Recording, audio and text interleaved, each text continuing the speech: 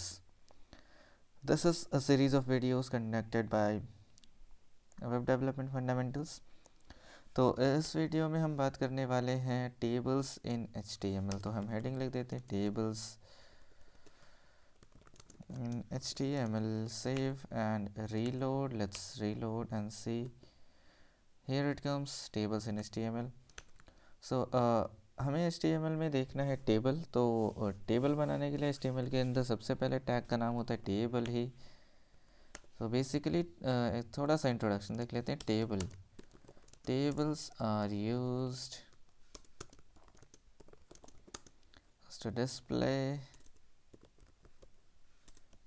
or represent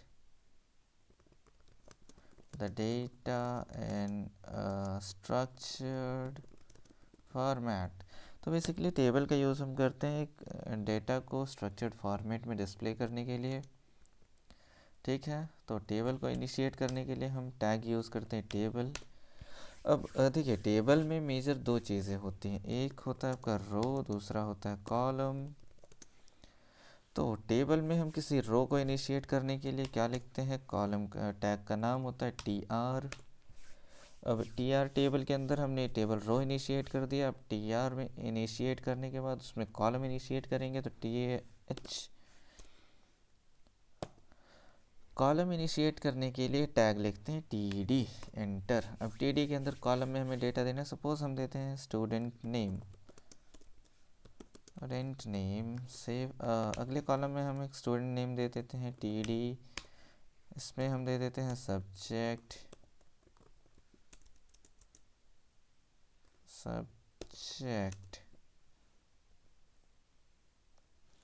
अगला हम दे देते हैं सपोज TD और उसमें हम दे देते हैं मार्क्स। एक बार रिलोड करते हैं, देखते हैं क्या ही आउटपुट आता है। सी, टेबल का नाम स्टूडेंट नेम आया, बट यहाँ कोई बॉर्डर नहीं है टेबल का। It looks so bad. ठीक है, यहाँ हम टेबल पे आते हैं, एट्रीब्यूट यूज़ करते हैं, बॉर्डर इक्वल्स टू 1 रख देते हैं, सेव करते हैं और रिलोड करते हैं। और यहाँ हम देख सकते हैं बॉर्डर आ चुका है गाइस। अब बॉर्डर में हमें देखिए थोड़ा सा गैप आ रहा है सेल्स के बीच में, ये पर्टिकुलर गैप हटाना है। तो गैप हटाने के लिए हम लिखेंगे cell spacing equals to 0, save करते हैं और फिर रीलोड करते हैं एंड सी, ग्रेट। टेबल में थोड़ा सा और डेटा इंसर्ट करते हैं। एक टेबल हमने रो बनाया, तो रो के अंदर 3 कॉलम ऐड किए जिसमें सब्जेक्ट नेम, सब्जेक्ट और मार्क्स ऐड किया। अगले कॉलम में हम स्टूडेंट का डिटेल स्टोर करते हैं। बेसिकली ये हमने एक हेडर बनाया हुआ टेबल का। तो अब देखो, टेबल में हेडर बनाने के लिए HTML में एक पर्टिकुलर टैग ही होता है जिसे हम कहते हैं TH, टेबल हेडर। तो TH से रिप्लेस करते हैं।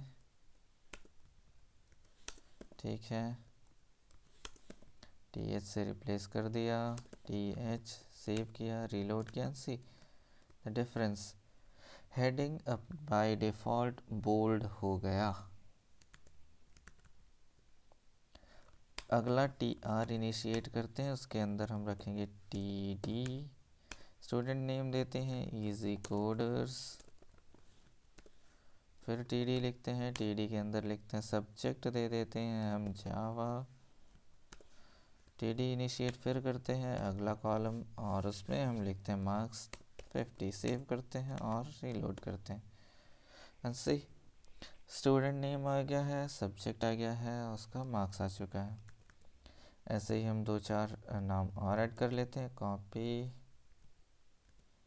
Paste and paste.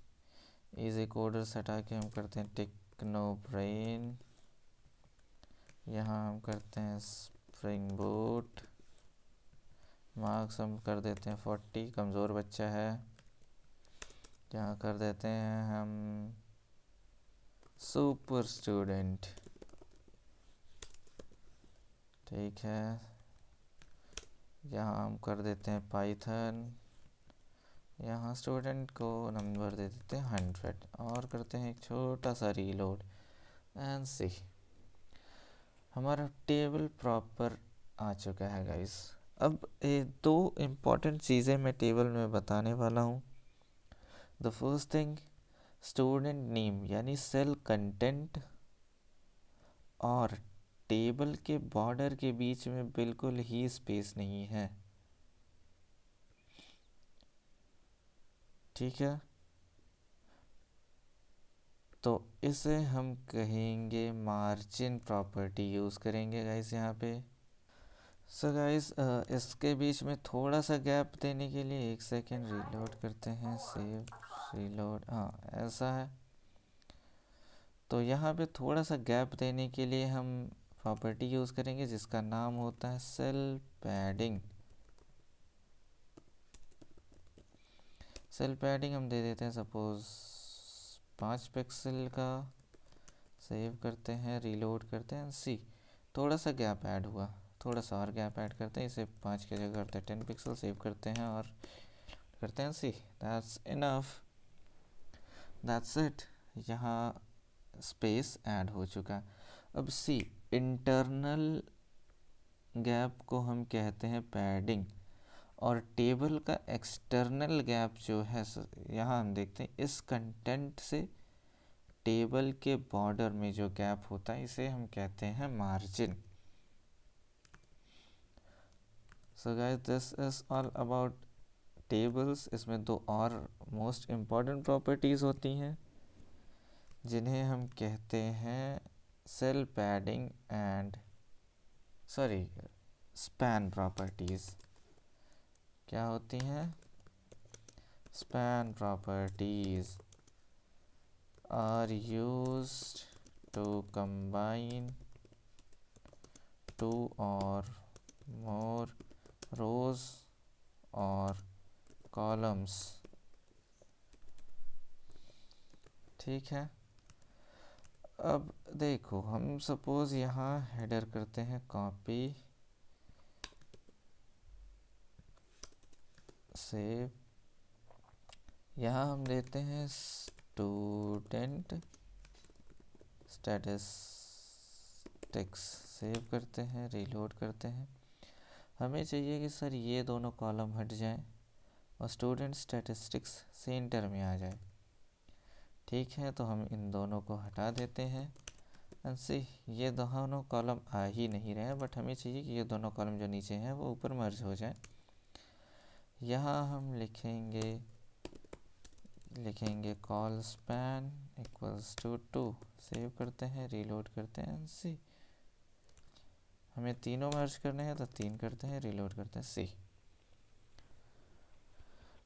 तीनों कॉलम आपस में मर्ज हो चुके हैं गाइस। तो यहाँ 1 2 और 3 कॉलम हमने मर्ज किए, तो ये होते हैं कॉल स्पैन। इसी तरीके से सपोज हमें कोई दो पर्टिकुलर रो मर्ज करने हैं तो इन्हें हम करते हैं, सपोज इन दोनों को हमें मर्ज करना है, टेक्नोब्रेन और सुपर स्टूडेंट को, ठीक है। तो यहाँ से हम इसे बाहर करते हैं और अब हमें क्या करना है, टेक्नोब्रेन को मर्ज करना है, यहाँ से सुपर स्टूडेंट हटाना है, तो सुपर स्टूडेंट को हटा देते हैं। अब देखो आउटपुट, टेक्नोब्रेन तो हट चुका है गाइस, बट ये यहाँ पे एक सेल ऐड ही है, ठीक है।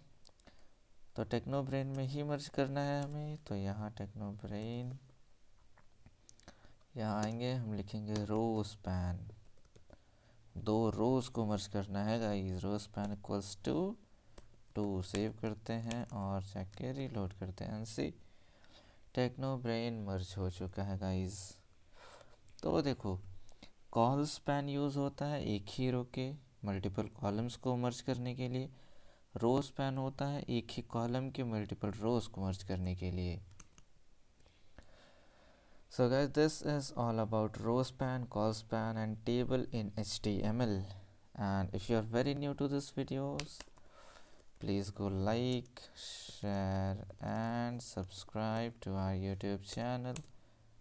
Subscribe and please watch all the previous videos. That's it guys. Thank you. Meet you in the next video.